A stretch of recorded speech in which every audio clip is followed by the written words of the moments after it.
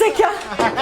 Canım kızım. Buncha peshonam sho'r bo'lmasa, Nima? meni kechiring. O'g'il bo'lish uchun qo'limdan kelgan hamma ishni qildim. Agar bunisi ham qizligini bilganimda, balkim shuncha payt ko'tarib yurmagan bo'lardim. Bunisi ham qiz degan, bolalaringni kiyintirib ko'chaga chiq. Dadasi, iltimos haydamang. Bir etek qiz bilan qaysi eshikka sig'aman, iltimos meni kechiring. Oldimga tush.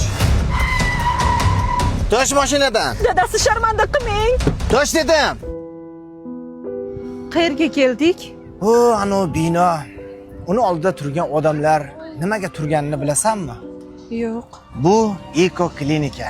Yonida yig'ilib turganlar esa 10 yil, 15 yildan buyon farzandsizlikdan azob chekayotgan insonlar bo'ladi. Ularning orasida chet ellarga borib 3-4 marta eko qildirganlar, hatto umr bo'yi farzand ko'rishga imkoniyati yo'qlar ham bor. Ba'zilari taqdirga tan berib, bolalar uyidan farzand asrab olishga ham rozi. Dadasi, men Aytchi, senga biror marta o'g'lim yo'q deb noliganmanmi? Shunday qizlar bor, 10 ta o'g'ilning o'rnini bosadi. Shunday o'g'illar bor. Qiz farzand undan 1000 marta afzal. Dadajon, xafa bo'lmayman, sizni o'g'lingiz bo'laman. Men ham sizni o'g'lingizman. Men ham.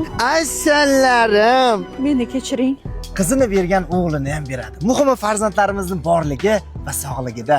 Gulday qizlarimni bo'lsa, 10 ta o'g'ilga ham almashmayman deganlar bitta like bosib qo'yamiz.